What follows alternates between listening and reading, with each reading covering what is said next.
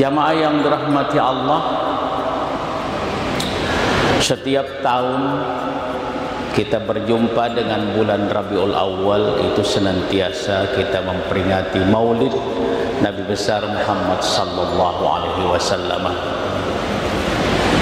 Mengapa kita memperingati Maulid? Ada beberapa alasan. Yang pertama,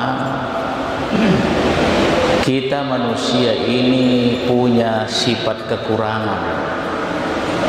Apa sifat kekurangan itu? Lupa. Sedikit-sedikit lupa, sedikit-sedikit lupa. Begitu luar biasanya penyakit lupa itu, kadang-kadang ada yang menarik kacamatanya ke atas kepalanya, baru dia cari. Pakai main kacamataanku. Karena itu di kepala atas lupa lagi. Memang di dalam Al-Quran Allah subhanahu wa ta'ala mengingatkan, wa ma ansanihu illa syaitan. Lupa itu adalah pengaruh syaitan la'natullah. Tiadalah yang menyebabkan kamu lupa kecuali digelitik syaitan. Satu. Yang kedua, mengapa kita memperingati Maulid?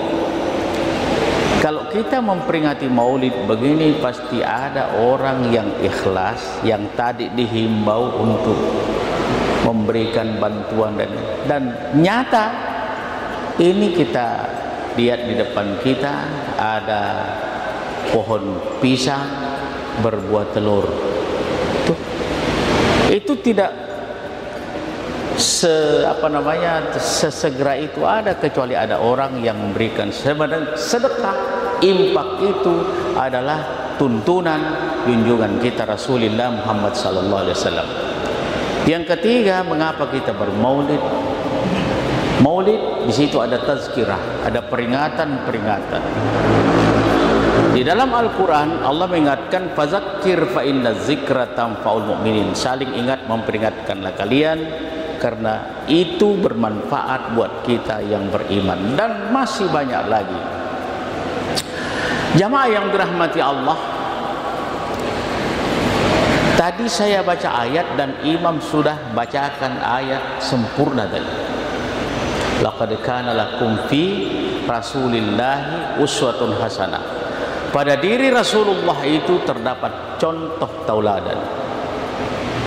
Ini isyarat dari Allah bahwa seluruh model, seluruh cara hidup Rasulullah sallallahu alaihi wasallam itu seharusnya menjadi contoh buat kita, hamba Allah, umatnya Rasulullah sallallahu alaihi wasallam. Sebagai kepala rumah tangga, sebagai pemimpin, sebagai pedagang, sebagai pokoknya seluruh kehidupan itu contoh Rasulullah sallallahu alaihi wasallam. Pada kesempatan malam hari, subuh hari ini, tentu tidak semua ini contoh-contoh yang akan kita ungkap. Salah satu di antara contoh Rasul yang akan kita angkat pada subuh hari ini adalah kepemimpinan Rasulullah sallallahu alaihi wasallam. Begitu hebatnya Rasulullah memimpin, tidak hanya kita umatnya mengakui kehebatan dan kesuksesannya, umat lain pun mengakuinya. Salah satu di antaranya Scott Thomas Carlyle, itu seorang bangsa Swiss. Beliau mengakui kehebatan Rasul. Beliau katakan itu Muhammad, yakni Rasulullah sallallahu alaihi wasallam, persis kayak mesiu yang ditaruh di tengah padang pasir. Mesiu dibakar, diledakkan, melahirkan bunga-bunga api angkasa, lalu mampu dilihat oleh penduduk jagat raya ini. Begitu hebatnya perumpamaan Scott Thomas Carlyle tentang junjungan kita Rasulullah Muhammad sallallahu alaihi wasallam. Ada lagi satu penyair Jerman yang bernama Goethe. Beliau mengatakan begini, yang sudah diterjemahkan di dalam bahasa Indonesia syairnya. Banyak bintang berkerlip-kerlip, ada bulan bersinar lembut, ada dian di pondok petani, dan ada listrik di tengah kota.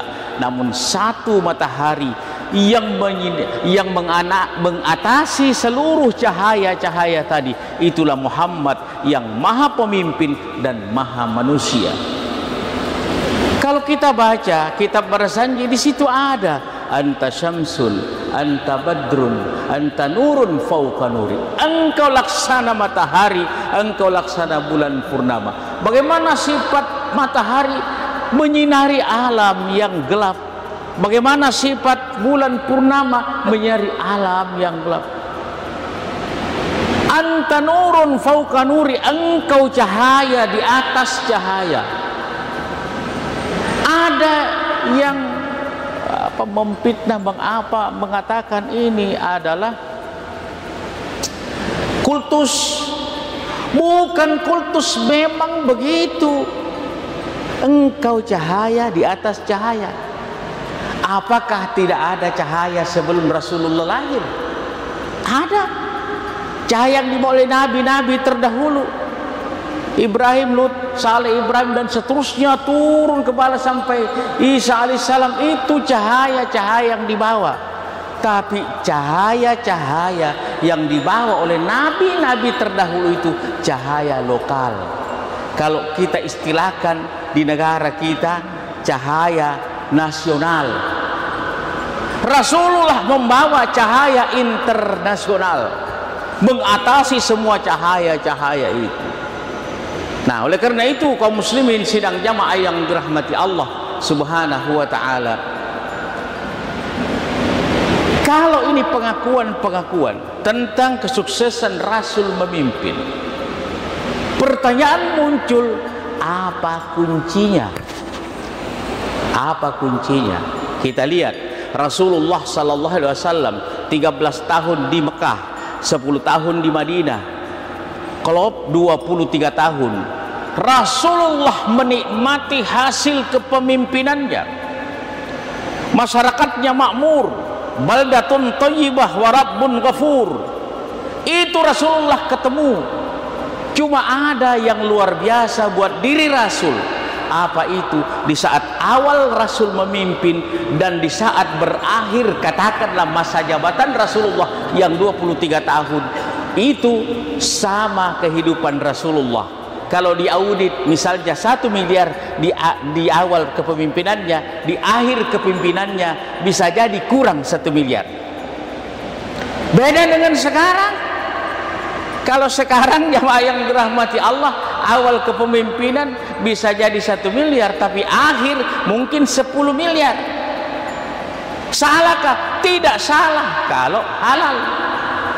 Kalau halal. Tapi kalau tidak halal, tentu salah, iya.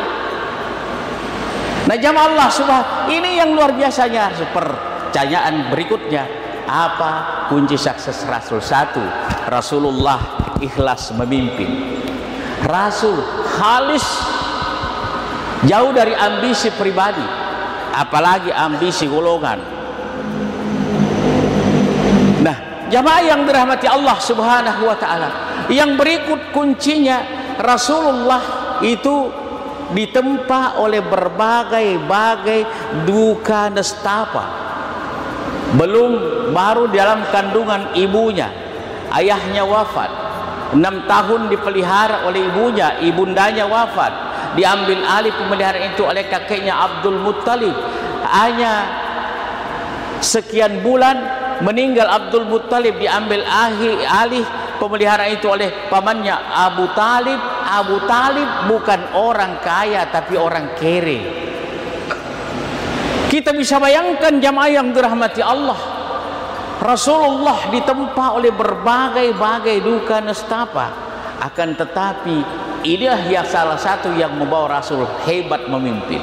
Sepakat ahli ilmu jiwa mengatakan bahwa apabila ada seseorang memimpin yang lahir dari deraan berbagai macam kesulitan hidup, muncul jadi pemimpin, maka ini pemimpin yang bisa merasakan orang-orang yang dipimpinnya, tidak otoriter, tidak mau-maunya dia.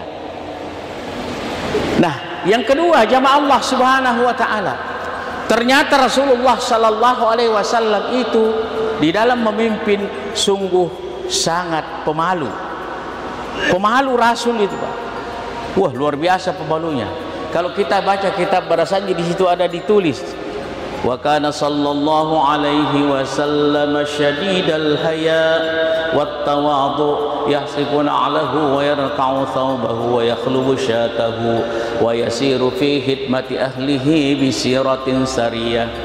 Adalah Rasulullah sallallahu alaihi wasallam itu amat sangat pemalunya, luar biasa tawadhunya. Dia jahit sendiri bajunya, dia jahit sendiri terompaknya, dia perah sendiri kambingnya. Kalau dia berkhidmat kepada keluarganya, dia jalan kaki aja pebangkeng jikudung. Kalau kita ini sedikit-sedikit beca, sedikit-sedikit beca, akhirnya yang dibuat beca terjadi penumpukan. Tukang beca yang sehat, karena terjadi terus pembakaran.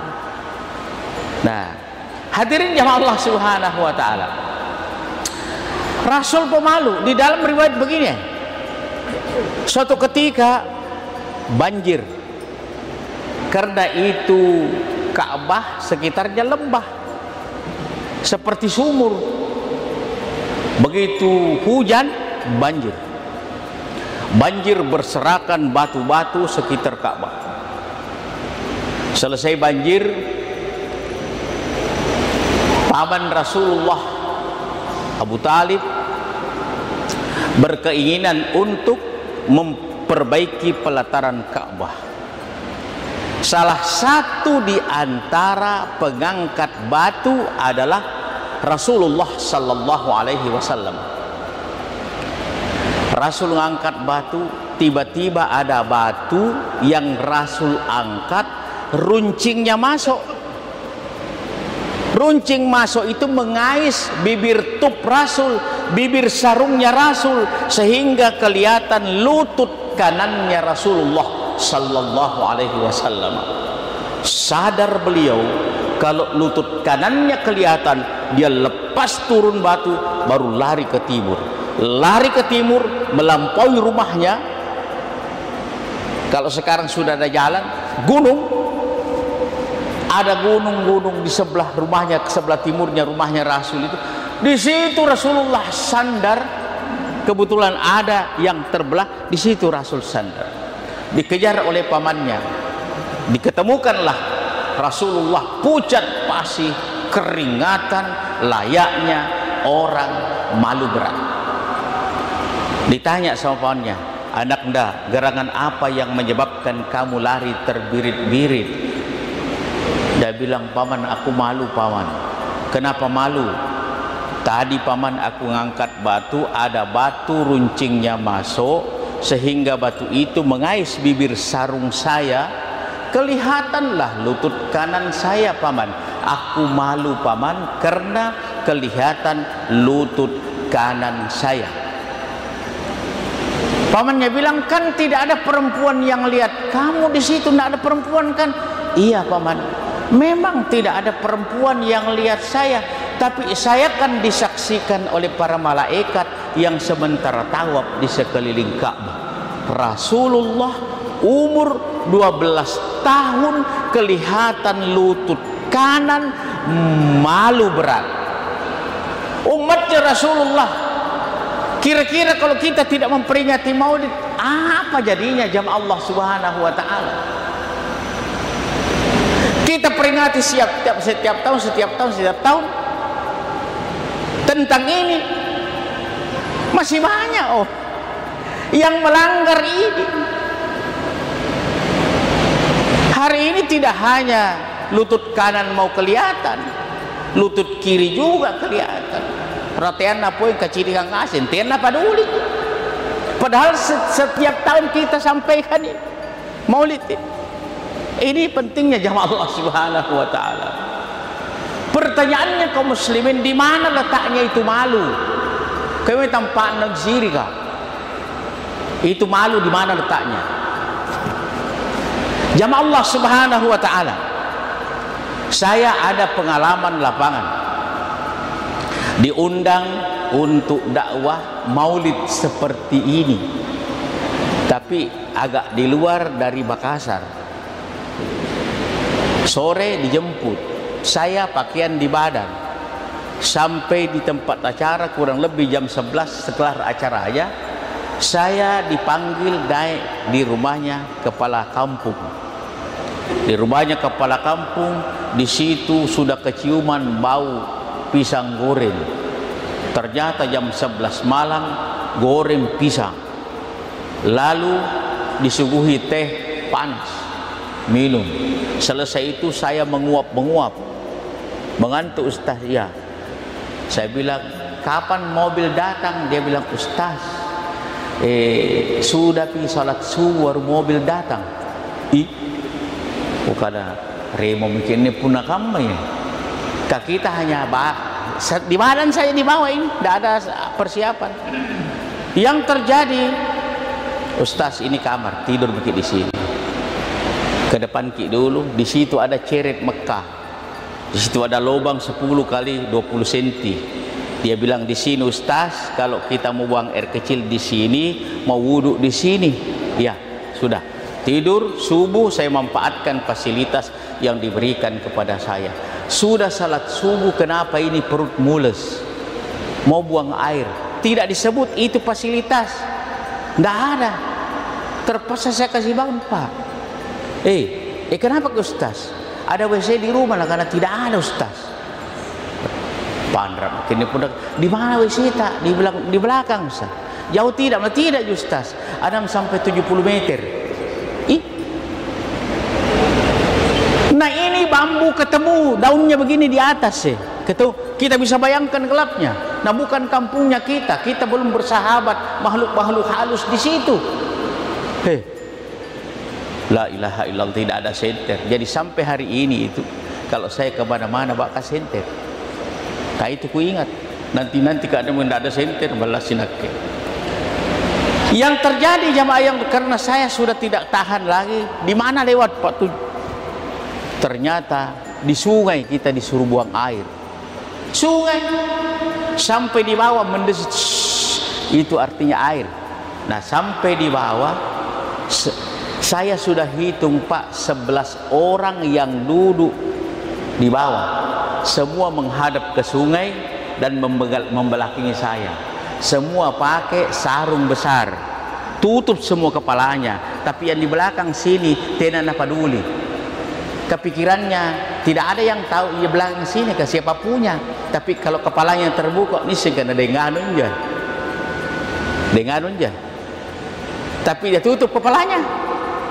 Tidak ada yang tahu. Saya mau buang air tidak jadi. Kenapa? Lari naik kembali. Tidak biasa. Disinilah saya paham bahwa ternyata malu itu di kepala. Saya ketemu hadis Rasul al-haya'u indar ra'si. Malu itu kata Rasulullah di kepala. Nah oleh karena itu kaum muslimin, kalau kepala sudah tidak punya malu Pak, tangan pasti tidak malu, hidung pasti tidak malu. Kalau kepalanya tidak punya malu, kata itu mentafsirkan.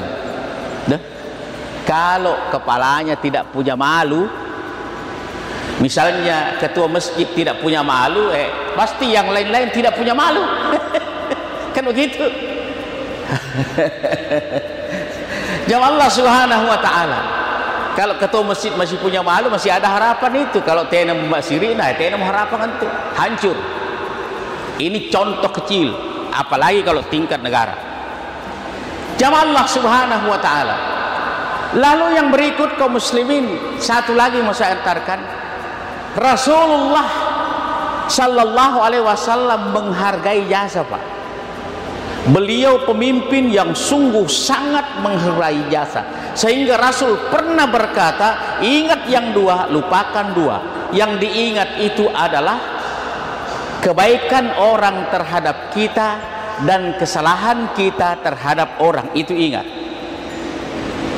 Kemudian yang lupakan kebaikan kita kepada orang dan kesalahan orang, itu lupakan. Itu pasti aman. Tapi kalau selalu diingat kebaikan kita, kejahatan orang, tidak pernah selesai itu persoalan.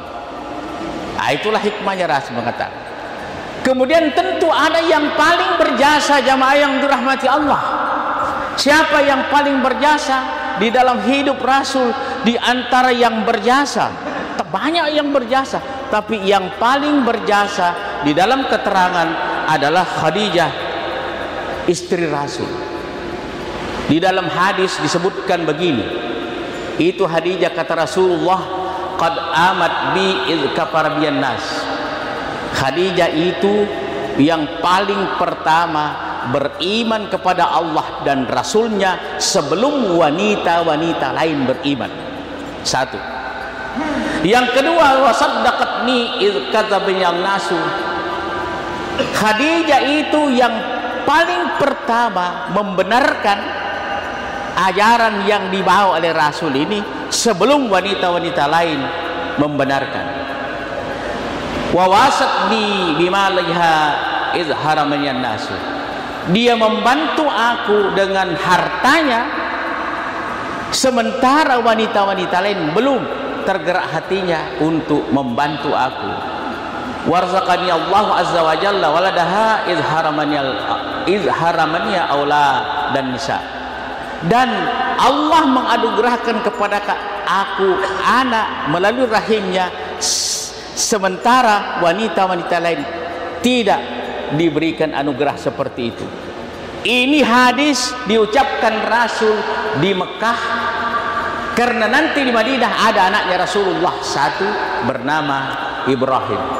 Nah, jamaah Allah subhanahu, ini jasanya Rasulullah sallallahu alaihi wasallam yang luar biasa. Jasanya Khadijah kepada Rasulullah sallallahu alaihi wasallam, sehingga Rasulullah di saat mengingat Khadijah, Rasulullah banyak menyebut-nyebut Khadijah. Di saat Rasulullah ingat Khadijah, Rasulullah potong kambing, lalu dibagi-bagikan kambing itu, daging kambing itu kepada tetangga-tetangganya Khadijah yang dulu sama-sama di Mekah, yang sementara semua mereka itu hijrah ke Madinah, dibagikan. Nah, yang ngantar daging kambing itu di Sahihul Bukhari sebutkan bahwa yang mengantar daging kambing itu adalah Aisyah. Karena potong kambing Aisyah disuruh antar, Aisyah ngomong begini, ya Rasulullah, faka'allam yakum fid dunya imra'atun illa Khadijah. Ya Rasulullah, apakah memang tidak ada wanita baik di dunia kecuali Khadijah? Disebut-sebut Khadijah, potong kambing Khadijah. Maka itulah sebabnya di ajaran ahlu sunnah wal jamaah itu ada yang disebut haul. Setiap tahun haul, artinya yang haul itu yang dihauli diceritakan kebaikan-kebaikannya, ikut petunjuk Rasulullah. Kalau ada potong kambing, potong sapi, ikut petunjuk Rasulullah sallallahu alaihi wasallam. Jangan pernah kita salahkan potong kambing ngapa potong. Ini ada hadisnya Sahih Bukhari. Ya Allah, caranya Rasulullah untuk menghargai jasa Khadijah yang luar biasa terhadap perkembangan dan kemajuan Islam. Jamaah Allah subhanahu wa ta'ala, saya kira ini keterangan-keterangan agama melalui ceramah maulid malam hari ini. Mudah-mudahan Allah subhanahu wa ta'ala memberikan hidayah, petunjuk, mauna pertolongannya kepada kita seluruhnya untuk mengamalkan petunjuk-petunjuk junjungan kita Rasulullah sallallahu alaihi wasallam tentang kepemimpinan, tentang kemasyarakatan, muamalah dan seterusnya. Mudah-mudahan Allah memandang perjumpaan kita dengan pandangan rahmatnya, seluruhnya mendapat rahmat dari Allah subhanahu wa ta'ala. Assalamualaikum warahmatullahi wabarakatuh.